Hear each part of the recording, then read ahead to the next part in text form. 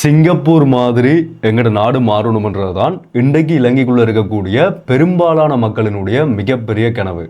ஆனால் சிங்கப்பூர் மாதிரியான ஒரு நாட்டினுடைய சட்டத்திட்டங்கள் விதிமுறைகளுக்கு கீழே இலங்கை மக்களால் இருக்க முடியுமான்றது தான் இப்போ இருக்கிற ஒரு மிகப்பெரிய கேள்வி. இன்றைக்கு எங்கட நாடு எதிர்கொண்டு கொண்டிருக்கிற ஒரு பெரிய சிக்கல், இலங்கை அரசாங்கத்துக்கு இருக்கக்கூடிய ஒரு மிகப்பெரிய சவால் தான் இந்த போதைப் பொருளை எப்படி கட்டுப்படுத்துறது, நாட்டுக்குள்ள வரக்கூடிய போதைப் பொருட்களை எப்படி கட்டுப்படுத்துறது, போதைப் பொருள் பாவனை எப்படி குறைக்கிறன்றதுதான் இன்றைக்கு எங்கட நாடும் அரசாங்கமும் எதிர்கொண்டிருக்கிற மிகப்பெரிய ஒரு சவால். இன்றைய நாளில் கூட மலேசியாவில் கைது செய்யப்பட்ட இலங்கையினுடைய திட்டமிட்ட குற்ற செயல்களில் ஈடுபடக்கூடிய பாதாள உலக குழுவை சேர்ந்த 3 மிகப்பெரிய நபர்கள், அந்த பெரிய கிங்பின் முக்கியமான புள்ளிகளோட தொடர்புடைய 3 முக்கியமான நபர்கள் கைது செய்யப்பட்டு இலங்கைக்கு கொண்டு வரப்பட்டிருக்கிறார்கள். இவர்களுக்கு வழங்கப்பட போற தண்டனைகள் என்ன, அந்த தண்டனைகளை இலங்கையினுடைய சட்ட விதிமுறைகளின்படி வழங்க முடியுமா, அதை மக்கள் ஏற்றுக்கொள்ளுவார்களான்றது இன்றைக்கு ஒரு கேள்வியா மாறி இருக்குது. இந்த வீடியோல இன்றைக்கு இலங்கைக்குள்ள போதைப் பொருள் பாவனைன்றது எவ்வளவுக்கு மோசமா மாறி இருக்குது, நாங்க சிங்கப்பூர் மாதிரியான ஒரு நாடா மாறணும்னு சொன்னா சிங்கப்பூர் அப்படிப்பட்ட போதைப் பொருள்ல சட்ட நடவடிக்கைகளை பின்பற்றி கொண்டிருக்கிறார்கள், அங்க இருக்கக்கூடிய சட்டங்கள் என்ன, அதை நாங்க எப்படி சரியா புரிஞ்சு கொள்றது, எங்களால் ஏற்றுக்கொள்ள முடியுமா. இலங்கையினுடைய அரசாங்கம் நேற்றைய நாளில் கூட ஜனாதிபதி செயலகத்தில் ஒரு முக்கியமான போதைப் பொருள் பாவனையை கட்டுப்படுத்துறதுக்கான ஒரு முடிவெடுக்கிறதுக்கான ஒரு ஆலோசனை நடத்தப்பட்டிருக்குது. அது என்ன, அதன்படி எங்கள் நாட்டுக்குள்ள அது செயல்படுத்த முடியுமா, சிங்கப்பூர் எப்படி செயல்பட்டு கொண்டிருக்கின்றத விரிவா முழுமையா எல்லாருமே தெளிவா தெரிஞ்சு கொள்றதுக்கான முழுமையான விளக்கத்தையும் நான் இந்த வீடியோவில் கொடுக்க போறேன். வீடியோவை கடைசி வரைக்கும் பாருங்க. சிங்கப்பூர் இலங்கை மாதிரி மாறணும் என்று முயற்சி செய்துதான் சிங்கப்பூர் இன்றைக்கு இந்த நிலைமையில வந்திருக்குது. ஆனா எங்கட நாடு இப்ப சிங்கப்பூர் மாதிரி மாறணும்னு சொல்லி கீழே போய் திரும்பவும் மேலவாதத்துக்கான முயற்சிகளை மேற்கொள்ள ஆரம்பிச்சிருக்கிறார்கள். இந்த முயற்சி வெற்றிகரமா வருமா இல்லையான்றது இந்த வீடியோவை கடைசி வரைக்கும் பாத்தீங்கன்னா உங்களுக்கு எல்லாருக்குமே தெளிவா தெரியும். என்னன்றத விரிவா முதல்ல இருந்தே முழுமையா பார்க்கலாம். அனைவருக்கும் வணக்கம், நான் உங்கள் டிகே கரிகாலன். அதனோட தெளிவாக பார்க்கறதுக்கு முதல் தொடர்ச்சியான இந்த மாதிரியான case studies, informative videos, news analysis எல்லாத்தையுமே தொடர்ச்சியாக பார்க்கணும்னு சொன்னால் இப்போ தான் என்னோட சேனலுக்கு புதுசாக வந்து பார்த்துக்கணும்னு சொன்னால் இப்போ சப்ஸ்கிரைப் பண்ணி அந்த பெல் ஐக்கனை கிளிக் பண்ண ஒரு ஆப்ஷன் கொடுங்க. அப்போ நான் அப்லோட் பண்ண வீடியோஸ் எல்லாமே தொடர்ச்சியாக உங்களுக்கு கொடுத்த நோட்டிஃபிகேஷன்ஸாக வரும். வீடியோவை லைக் பண்ண மறந்துடாதீங்க. நீங்கள் லைக் பண்ணுறபடியா இந்த வீடியோ இன்னும் நிறைய பேருக்கு ரெக்கமெண்ட் ஆகி பல பேர் இந்த முக்கியமான தகவல்களை தெரிஞ்சு கொள்ளக்கூடிய மாதிரி இருக்கும். ஸோ லைக் பண்ணி இந்த வீடியோவை எல்லாருக்குமே முடிஞ்ச வரைக்கும் ஷேர் பண்ணி விட்ருங்க. ஓகே, எந்த சேனலில் இந்த போதைப் பொருளை பற்றி கதைச்சு வீடியோ அப்லோட் பண்ணி நான் நினைக்கிறேன் ஒரு 1-2 மாதங்களுக்கு மேலாகி இருக்கும். அதனால இலங்கைக்குள்ள போதைப் பொருள் பாவனையினுடைய அளவு குறைவடைஞ்சிடான்னு கேட்டீங்கன்னா இல்லை, இப்போ வரைக்கும் இலங்கைக்குள்ள போதைப் பொருள் பாவனையினுடைய அளவு அதிகரித்து போய்கொண்டிருக்குது. இல்லாட்டி அதே அளவில் தான் தொடர்ச்சியாக போய்கொண்டிருக்குது.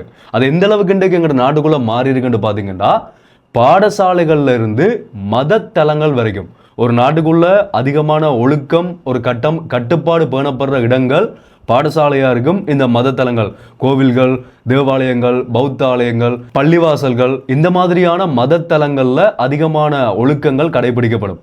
ஆனால் இன்றைக்கு அப்படிப்பட்ட இடங்கள்லேயே போதைப் பொருள் பாவனைகள் அல்லது போதைப் பொருள் பரிமாற்றங்கள் குறிப்பிடத்தக்க அளவு நடக்குதுன்றது தான் இன்றைக்கு எங்கள் நாட்டினுடைய போதைப் பொருள் பாவனை எந்த அளவுக்கு போயிருக்கு என்றதுக்கான ஒரு சான்றா மாறி இருக்குது. அந்த அளவுக்கு ஒரு மோசமான நிலைமைக்குள்ள தான் எங்களோட சமூகத்தில் இந்த போதைப் பொருள் பாவனை மாறி இருக்குது.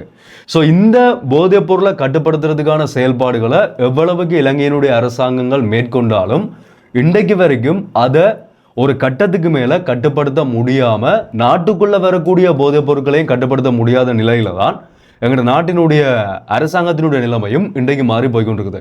அதுக்கான முக்கியமான ஒரு காரணம் என்னென்னு பார்த்தீங்கன்னா, இலங்கையினுடைய சட்ட திட்டங்கள். கைது செய்யப்படக்கூடிய அந்த குற்றவாளிகள் கொண்டு போய் சிறையில் போடப்படுறார்களே தவிர அவர்களுக்கான சரியான தண்டனைகள் நிறைவேற்றப்படுதான்னு கேட்டிங்கன்னா அதுவும் ஒரு பகுதியாக கேள்விக்குறியான நிலைமையில தான் மாறி போய் கொண்டிருக்குது. இன்றைக்கு எங்களோட நாட்டுக்குள்ள இந்த சிறைச்சாலைகளில் நடக்கக்கூடிய கலவரங்கள், சிறைச்சாலைகளை உடைக்கிறது, கடந்த நாட்களில் நடந்த எல்லா சம்பவங்களுமே நீங்கள் கேள்விப்பட்டிருப்பீங்க. இலங்கையினுடைய கிட்டத்தட்ட 5 சிறைச்சாலைகளில் பெருமளவிலான சிறைச்சாலைகளுக்குள்ள உருவான கலவரங்கள் நடந்திருந்தது. அந்த கலவரங்களால் சொத்துக்களுக்கு ஏற்பட்ட செலவு மதிப்பிடப்பட்டு வெளியிடப்பட்டது. அது எவ்வளவு தெரியுமா? 225 மில்லியன் ரூபாய்க்கு மேற்பட்ட சொத்துக்கள் சேதமாக்கப்பட்டிருக்குதா ஒரு விடயம் சொல்லப்பட்டிருக்குது. ஜோதிச்சு பாருங்க, சிறைச்சாலைகளுக்குள்ள இருந்த தண்டனை அனுபவிச்சு கொண்டிருக்கக்கூடிய சிறை கைதிகளால் 225 மில்லியனுக்கு மேலே சொத்துக்களுக்கு சேதம் விளைவிக்கப்பட்டிருக்குது. ஸோ அந்த சிறைகளுக்குள்ள இருக்கக்கூடிய சிறைச்சாலை கைதிகள் அதிகமாக்கப்பட்டதுக்கான முக்கியமான காரணமே இந்த போதைப்பொருள் பாவனையோட தொடர்புடைய சிறை கைதிகள் தான். கடந்த ஒரு வருடத்துக்கு முதல் ஒரு சிறைச்சாலை ஆணையாளர் வந்து ஒரு விடயத்தை சொல்லியிருந்தார். இலங்கைக்குள்ள சிறைச்சாலைகளில் சிறை கைதிகள் நிரம்பி வழிகிறார்கள், உடனடியாக அரசாங்கங்கள் இதுக்கு நடவடிக்கை எடுக்கணும்னு சொல்லி ஒரு விடயத்தை சொல்லியிருந்தார். அந்த நேரத்திலே அதை பற்றின ஒரு முழுமையான வீடியோவும் நான் அப்லோட் பண்ணியிருந்தேன். ஸோ அந்த சிறைச்சாலைகள் நிரம்பி வழிகிறதுக்கான சிறை கைதிகள் யாரா இருக்கிறார்கள் என்று பார்த்தீங்கன்னா பெரும்பகுதியா இந்த போதைப் பொருள் கடத்தலோட தொடர்புடைய சிறை கைதிகள் தான். அந்த சிறை கைதிகள் தான் இன்றைக்கு சிறைச்சாலைகளுக்குள்ளேயும் இருந்து கொண்டு இப்படிப்பட்ட மோசமான கலவரங்களான செயல்பாடுகளில் ஈடுபட்டு கொண்டிருக்கிறார்கள். இதுக்குள்ள பலதரப்பட்ட கேள்விகள் இருக்குது. இந்த சிறை கலவரங்கள் எப்படி நடக்குது, எப்படி அதை திட்டமிடுறார்கள்? ஒரு பெரிய ஒரு கேள்வி இருக்கு. என்னன்னு சொன்னா, ஒரு சிறைச்சாலையில் நடக்கக்கூடிய அந்த கலவரம் என்னென்று இன்னொரு சிறைச்சாலைக்கு போகுது. அந்த சிறைச்சாலை கைதிகளுக்கு தொலைபேசி பாவனை, சிறைக்குள்ள தொலைபேசி பாவனை பயன்படுத்த முடியாது. தகவல் பரிமாற்றம்ன்றது மிக கடுமையானதா இருக்கும். இது எல்லாத்தையுமே தாண்டி எப்படி திட்டமிட்டு அந்த சிறை கலவரங்களை நடத்துறார்கள் என்றது இங்க உருவாகக்கூடிய ஒரு முக்கியமான கேள்வியா இருக்குது. இப்படி பலதரப்பட்ட கேள்விகளை நாங்கள் அதுக்குள்ள கேட்டுக்கொண்டே போகலாம். ஸோ இந்த நிலைமையில தான் நான் சொல்ல வந்த விஷயம், இப்படிப்பட்ட ஒரு மோசமான நிலைமைக்குள்ளதான் இலங்கைக்குள்ள இந்த போதைப் பொருள் பாவனை, பயன்படுத்தல், கடத்தல் எல்லாமே நடந்து கொண்டிருக்குது. திடீர் பணக்காரர்கள் உருவாகிறார்கள், அதிகமான வாகனங்களை கொள்வனவு செய்கிறார்கள், அதிகமான நகைகளை கொள்வனவு செய்கிறார்கள். பல இடங்களில் வடக்கில் ஆரம்பித்து தெற்கு வரைக்கும் பல இடங்களில் இந்த திடீர் பணக்காரர்கள் உருவாகிறதுக்கு பின்னாலையும் போதைப்பொருள் கடத்தல்களும் இருக்குன்னு சொல்லியும் விசாரணைகள்ல இருந்து முடிவுகள் வெளியாகிறது. ஓகே, இப்போ உங்களுக்கு விளங்கி இருக்கும் இந்த போதைப் பொருளுடைய பாவனை இலங்கைக்குள்ள எவ்வளவுக்கு மோசமா இருக்கின்றது. அதுக்குள்ள ஒரு முக்கியமான கைது செய்யப்பட்ட ஒரு நடவடிக்கை தான் நேற்றைய நாளில் இலங்கைக்குள்ள கொண்டு வரப்பட்ட இலங்கையினுடைய பண்டாரநாயக சர்வதேச விமான நிலையத்துக்கு மலேசியாவில் நடந்த ஒரு கைது நடவடிக்கையிலிருந்து இலங்கையினுடைய போலீசாரும் மலேசியாவினுடைய போலீசாரும் சேர்ந்து நடத்தின ஒரு கைது நடவடிக்கையில சிவப்பு எச்சரிக்கை கொடுக்கப்பட்ட முக்கியமான ஒரு குற்றவாளி, அதாவது ரட்மலானே சைமா என்று சொல்லப்படுற தனுஷ்க கௌசல்ய என்ற ஒரு குற்றவாளி மலேசியாவில் கைது செய்யப்பட்டு இலங்கைக்கு கொண்டு வரப்பட்டிருந்தார். அவர் கைது செய்யப்படும் போது அவரோட இருந்த ஏனைய 2 சந்தேக நபர்களும் சேர்த்து மொத்தமா 3 பேர் கைது செய்யப்பட்டு 3 பேருமே இலங்கைக்கு கொண்டு வரப்பட்டிருந்தார்கள். இந்த ரட்மலானே சைமான்னு சொல்லப்படுற இந்த குற்றவாளி யாரோட தொடர்புடைய நபரா சொல்லப்படுறாருன்னு சொன்னா, ஏற்கனவே தேடப்பட்டு கொண்டிருக்கிற கஞ்சிப்பானி இம்ரான் சொல்லப்படுற ஒரு முக்கியமான பாதாள உலக குழுவை சேர்ந்த குற்றவாளி இருக்கிறார்களே, அந்த ஒரு கிங்பின்னா சொல்லப்படுற நபர், அந்த நபரினுடைய மிக நெருக்கமான ஒரு ரைட் ஹேண்ட் என்ற மாதிரி சொல்லப்படுறார், ஒரு முக்கியமான ஒரு அடியாள் என்ற மாதிரி இந்த ரட்மலானே சைமான்ற இந்த நபர் சொல்லப்படுறார். அவரோட உண்மையான பேர் தனுஷ்க கௌசல்யன்றதுதான் உண்மையான பேர். அவருக்கு கொடுக்கப்பட்டிருக்கிற, அவர் அழைக்கப்படுற பேர் தான் இந்த ரட்மலானே சைமான்ற பேர். இந்த கஞ்சிப்பானி இம்ரான் என்ற மாதிரி இந்த ஒவ்வொருத்தருக்கும் ஒவ்வொரு பெயர்கள் கொடுக்கப்பட்டிருக்கு தானே, அப்படிப்பட்ட ஒரு பேர் தான் இந்த ரட்மலானே சைமான்ற. இந்த நபர்கள் கைது செய்யப்பட்டு தான் இப்போ இலங்கைக்கு கொண்டு வரப்பட்டு ஒரு முக்கியமான அதிசக்தி வாய்ந்த நபர்களா சொல்லப்படுறார்கள். இவர்கள் இந்த பாதாள உலக குழுவினுடைய அனைத்து திட்டமிட்ட குற்ற செயல்களையும் திட்டமிட்டு மேற்கொள்ளக்கூடிய நபர்களா இவர்கள் தான் சொல்றார்கள். இந்த போதைப்பொருள் பாவனையினுடைய தாக்கம் இது மட்டும் இல்லை, நாட்டுக்குள்ள நடந்து கொண்டிருக்கிற இந்த துப்பாக்கி சூடுகள், குண்டு தாக்குதல்கள், கடந்த நாட்களில் கைக்குண்டு வீச்சுகள் எல்லாம் இலங்கைக்குள்ள நடந்திருக்குது. அதை பார்க்கும்போது என்னடா குண்டெல்லாம் தூக்கி போடுறீங்கன்ற மாதிரி தான் அதை பார்க்கும்போது இருந்தது. அந்த அளவுக்கு மோசமா இந்த போதைப் பொருட்கள், இந்த பாதாள உலக குழுவினுடைய செயல்பாடுகள் எல்லாமே நாட்டுக்குள்ள இப்ப ஒரு கட்டத்தை கடந்த மிக மோசமான செயல்பாடுகளுக்குள்ள நடக்க ஆரம்பிச்சிருக்குது. சரி, ஓகே, இப்போ இதுக்கான நடவடிக்கையா இலங்கையினுடைய அரசாங்கம், நான் ஆரம்பத்திலேயே சொன்ன மாதிரி இதை கட்டுப்படுத்துறதுக்கான எவ்வளவு முயற்சிகள் மேற்கொண்டாலும் எவ்வளவு பணங்களை செலவு பண்ணினாலும் அதை முழுமையா கட்டுப்படுத்த முடியாம இருக்கிறதால நேற்றைய நாள்ல இலங்கையினுடைய ஜனாதிபதி அனுரகுமார் திசாநாயக்க தலைமையில ஒரு முக்கியமான உயர்மட்ட கூட்டம் இலங்கையினுடைய ஜனாதிபதி செயலகத்துல நேற்றைய நாள்ல நடந்திருந்தது. அந்த கூட்டத்துல வச்சு ஆபத்தான முறையில் இன்றைக்கு மாறி இருக்கிற இந்த போதைப் பொருள் பாவனையை கட்டுப்படுத்துறதுக்காக அந்த போதைப் பொருள் கடத்தல்ல ஈடுபடக்கூடிய நபர்களுக்கு மரண தண்டனை விதிக்கலாமா என்ற ஒரு ஆலோசனை நேற்றைய நாளில் நடத்தப்படுகிறது. இந்த மரண தண்டனைன்றது ஏற்கனவே இதுக்கு முதல் இருந்த இடைக்கால அரசாங்கத்திலையும் ஒரு திட்டமாக கொண்டு வரப்பட்டிருந்தது. ஆனால் அதுக்கு பிறகு அதன் கதையை இல்லாமல் போயிருந்தது.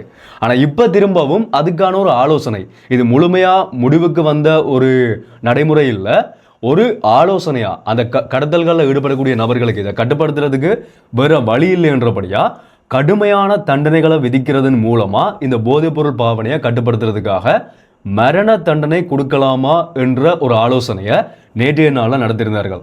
அந்த ஆலோசனையில் முக்கியமான நபர்கள் எல்லாருமே கலந்து கொண்டிருந்தார்கள். மதகுருமார்கள், அந்த போலீஸார், அதோடு தொடர்புடைய முக்கியமான எல்லா நபர்களுமே அதில் கலந்து கொண்டு தான் நேற்றைய நாளில் இந்த ஒரு ஆலோசனை நடத்தப்பட்டிருந்தது. முழுக்க முழுக்க சமூக நலனுக்காக, இலங்கையினுடைய எதிர்காலம் கருதி இன்றைக்கு சமூக மட்டத்தில் இது ஒரு பெரிய ஒரு சவாலாக மாறி இருக்கிறபடியா, இது தனியாக சமூகத்தில் மக்களுக்கு மட்டும் பாதிப்பில்லை, இலங்கையினுடைய பொருளாதாரத்துக்கு பாதிப்பாக மாறி இருக்குது, சுற்றுலாத்துறைக்கு பாதிப்பாக மாறி இருக்குது, மக்கள் மத்தியில் ஏற்படுற குழப்பங்களுக்கான முக்கியமான காரணமாக இந்த போதைப்பொருள் மாறி இருக்குது. இந்த மாதிரி சகல மட்டங்கள்லையுமே நான் சொல்லும்போது உங்களுக்கு இதுக்கு மேலே தெளிவாக சொல்ல வேண்டிய அவசியம் இல்லைன்னு நினைக்கிறேன். இலங்கைக்குள்ள இருக்கக்கூடிய எல்லா மக்களுக்குமே ஒவ்வொரு பகுதிகளிலையும் இந்த போதைப்பொருள் பாவனையினுடைய அளவும் பாதிப்பும் எவ்வளவுக்கு மாறி இருக்கின்றது எல்லாருக்குமே தெரிஞ்சிருக்கும். இப்ப நான் ஆரம்பத்தில் சொன்ன அந்த சிங்கப்பூர் மாதிரி இலங்கை மாறணும்ன்ற இலங்கை மக்களினுடைய ஒரு பெரிய ஒரு எதிர்பார்ப்பு இருக்குதானே, அந்த எதிர்பார்ப்புக்கு வருவோம். உண்மையிலேயே சிங்கப்பூர் மாதிரி இலங்கை மாறணும்னு சொன்னா தனிய இலங்கை அரசாங்கத்தினுடைய அரசாங்க செயல்பாடுகளோ அல்லது அபிவிருத்தியோ அல்லது நாட்டுக்குள்ள உருவாகக்கூடிய கட்டமைப்புகளோ அல்லது ஊழல் இல்லாத ஒரு அரசாங்கம் உருவாகிறதாலேயோ மட்டுமே இலங்கை சிங்கப்பூர் மாதிரி மாறிடாது. ஒவ்வொரு மக்களினுடைய ஒழுக்கம் சார்ந்து, அந்த நாட்டுக்குள்ள உருவாகக்கூடிய கடுமையான சட்ட நடவடிக்கைகள் சார்ந்து, ஒரு குற்றவாளி இனங்காணப்படுறாருன்னு சொன்னா அந்த குற்றவாளிக்கு வழங்கப்படக்கூடிய கடுமையான தண்டனைகள் சார்ந்து, இது எல்லாமே சேர்ந்துதான் இலங்கை சிங்கப்பூரா மாற முடியும். அதுல இப்ப எங்க நாட்டுக்குள்ள போய்கொண்டிருக்கிற இந்த பெரிய பிரச்சனையா இருக்கிற இந்த போதைப்பொருள் தொடர்பான பிரச்சனைகளை சிங்கப்பூர் எப்படிப்பட்ட சட்ட நடவடிக்கைகளை பின்பற்றுறார்கள். உலகத்திலேயே இன்றைக்கு மிக கடுமையான போதைப்பொருள் ஒழிப்பு சட்டம் இருக்கிற ஒரு நாடு தான் சிங்கப்பூர். அந்த நாட்டுக்குள்ள எப்படிப்பட்ட கடுமையான சட்ட நடைமுறைகள் பின்பற்றப்படுதுன்றத நான் உங்களுக்கு தெளிவா சொல்றேன். இன்றைக்கு சிங்கப்பூர் அரசாங்கத்தால misuse of drugs act MDA என்ற ஒரு கடுமையான சட்டம் இந்த போதைப் பொருளுக்கு எதிராக பயன்படுத்தப்படுது. அதாவது சிங்கப்பூரினுடைய சென்ட்ரல் நார்கோட்டிக்ஸ் பியூரோ CNB மூலமா இந்த போதைப் பொருளை ஒழிக்கிறதுக்கான கடுமையான செயல்பாடுகள் சிங்கப்பூருக்குள்ள மேற்கொள்ளப்படுது. அதுக்குள்ள இந்த மரண தண்டனை, சிங்கப்பூர்ல போதைப் பொருளை வச்சிருந்தாலோ அல்லது பயன்படுத்தினாலோ அல்லது அதை சேல் பண்ணினாலோ விற்பனை செய்தாலோ எல்லாத்துக்குமே முழுமையா மரண தண்டனை தான் வழங்கப்படுதான்னு கேட்டீங்கன்னா அப்படி இல்லை. அதை நாங்கள் சரியாக தெரிஞ்சு கொள்ளணும். எந்தெந்த பாவனைகளுக்கு எவ்வளவு பாவனைகளுக்கு அதிகமாக இருந்தா கையில் வச்சிருந்தா மரண தண்டனை சிங்கப்பூரில் வழங்கப்படுதுன்னு பார்த்தீங்கன்னா, அதாவது இந்த MDA மிஸ்யூஸ் ஆஃப் ட்ரக்ஸ் ஆக்டின் கீழே எதுக்கு வழங்கப்படுதுன்னு பார்த்தீங்கன்னா, ஒன்று ஹெரோயின் போதைப் பொருள் 15 கிராமுக்கு மேலே வச்சிருந்தா மரண தண்டனை வழங்கப்படுது. அதே மாதிரி கிறிஸ்டல் மெத்தஃபெட்டமைன் ஐஸ் என்ற இந்த கிறிஸ்டல் மெத்தஃபெட்டமைன் போதைப் பொருளை 250 கிராமுக்கு மேலே வச்சிருந்தா அவர்களுக்கு மரண தண்டனை. கொக்கைன் 30 கிராமுக்கு மேலே வச்சிருந்தா மரண தண்டனை. கனபிஸ் கஞ்சா 500 கிராமுக்கு மேலே வச்சிருந்தா மரண தண்டனை. ஸோ இந்த அளவுக்கு மேலே ஒருத்தருடைய கையில் போதைப் பொருள் பிடிபடுதுன்னு சொன்னா அவர் கைது செய்யப்பட்டு அவர்கிட்ட சரியான முறையில் விசாரணைகள் மேற்கொள்ளப்பட்டதுக்கு பிறகு அது நிரூபிக்கப்படுமா இருந்தா, இந்த 15 கிராமுக்கு மேற்பட்ட ஹெரோயின் ஒரு பியோர் ஹெரோயினா அவருடைய கையில் இருக்குமா இருந்து அது நிரூபிக்கப்படுமா இருந்தா அவருக்கு உடனடியான மரண தண்டனை விதிக்கப்பட்டு அது நடைமுறைப்படுத்தப்படுது. அதாவது அவர் தூக்குல போடப்படுற செயல்பாடும் இன்றைக்கு வரைக்கும் சிங்கப்பூர்ல நடக்குது. கடந்த பிப்ரவரி மாதம் கூட ஒருத்தர் மலேசியாவை சேர்ந்த ஒரு நபர் தூக்குல போடப்பட்டிருந்தார். ஸோ தொடர்ச்சியான அந்த தூக்கில் போடக்கூடிய வழங்கப்படக்கூடிய தண்டனை நிறைவேற்றப்படுற செயல்பாடுகளும் இன்றைக்கு வரைக்கும் சிங்கப்பூர்ல நடந்து கொண்டு தான் இருக்குது. அந்த அளவு இந்த குறிப்பிட்ட அளவுகளுக்கு கீழே வச்சிருந்தா அதுக்கு எந்த தண்டனையுமே இல்லையான்னு கேட்டீங்கன்னா அப்படியும் இல்லை. அதுதான் இன்னும் முக்கியமான விஷயம். உதாரணத்துக்கு இந்த கஞ்சா இருக்கு தானே, இந்த கஞ்சா போதைப் பொருளை 1/2 கிலோ 500 கிராமுக்கு கீழே யாராச்சும் ஒருத்தர் வச்சிருந்து பிடிபடுவாரா இருந்தா, உதாரணத்துக்கு சொல்ல போனா ஒரு 300 கிராம் ஒருத்தர் கஞ்சா போதைப் பொருளை வச்சிருப்பாரா இருந்தா அவருக்கு 5 to 20 ஆண்டுகள் வரைக்கும் சிறை தண்டனையும், அதோடு சேர்த்து 5 to 15 பிரம்படிகள், இந்த கசையடி இருக்குதானே, அதுவும் இன்றைக்கு வரைக்கும் சிங்கப்பூருக்குள்ள வழங்கப்படுது. இதுதான் உண்மையிலேயே என்னாலேயே நம்ப முடியாம இருந்தது. இந்த கசையடி என்ற இந்த தண்டனைகள் எல்லாம், பிரம்பால் அடிக்கிறன்றதெல்லாம் நாங்கள் ஆரம்ப காலகட்டங்களில் கேள்விப்பட்டிருப்போம். அதுக்கு பிறகு இப்போ அரபு நாடுகளில் கேள்விப்பட்டிருப்போம். சிங்கப்பூர்ல இந்த நடைமுறை இருக்கான்றதே எனக்கு உண்மையிலேயே ஆச்சரியமா இருந்தது. ஸோ 20 ஆண்டுகள் வரைக்கும் சிறை தண்டனையோட 15 வரைக்கும் பிரம்படிகள் வழங்கப்படுது. அதே மாதிரி 330 ஒரு 500 கிராமுக்கு மேற்பட்ட அளவில் வச்சிருப்பாரா இருந்தா அவர்களுக்கு 20 to 30 ஆண்டுகள் சிறை தண்டனை அல்லது ஆயுள் தண்டனை வழங்கப்பட்டு 15க்கும் மேற்பட்ட பிரம்படிகள் அவருக்கு வழங்கப்படலாம்னு சொல்லி அவர்கள சட்டத்தின்படி சொல்லப்படுது. ஸோ ஒருத்தர் கைது செய்யப்படும் போது அவருடைய கையில இந்தளவு போதைப் பொருள் இருந்தாலே, அவர் சப்ளையராக இருந்தாலும் சரி, அதை பயன்படுத்துகிறவராக இருந்தாலும் சரி, அதை விநியோகம் செய்கிறவராக இருந்தாலும் சரி, இல்லாட்டி கை மாத்திரத்துக்காக கொண்டு போனவராக இருந்தாலும், எந்த ஒரு கட்டத்தில் அவர் கைது செய்யப்பட்டாலும், எதை செய்யறதுக்காக அவர் கைது செய்யப்பட்டாலும் அவருக்கு இந்த தண்டனை நிச்சயமா வழங்கப்படும்ன்றது சிங்கப்பூரினுடைய ஒரு கடுமையான சட்ட நடைமுறையா இருக்குது. இதுக்காக இன்றைக்கு உலக நாடுகளோட மத்தியில சிங்கப்பூர் கடுமையான ஒரு விவாதத்தை மேற்கொண்டு கொண்டிருக்கிறார்கள். எல்லாருக்குமே தெரியும், உலகத்தினுடைய பெரும்பாலான நாடுகள் இந்த மனித உரிமைகள் அமைப்புகளால இந்த மரண தண்டனை வழங்கப்படக்கூடாதுன்ற ஒரு முறைமை உருவாக்கப்பட்டு பல நாடுகள் அதை நிப்பாட்டிட்டார்கள். ஆனாலும் சில நாடுகள் இந்த செயல்பாடுகளை மேற்கொள்றதால அந்த நாடுகள் உலக நாடுகள் மத்தியில் விவாதம் செய்கிறார்கள். இந்த சட்ட நடைமுறைகள் இருந்தால் மட்டும்தான் சமூக கட்டமைப்பை சரியா பண்ண முடியும். சிங்கப்பூருடைய விவாதமும் அதுதான் இருந்து கொண்டிருக்குது. சமூகம் நல்லா இருக்கணும்னு சொன்னா நாங்கள் சில செயல்பாடுகளை மேற்கொண்டு தான் ஆகணும்.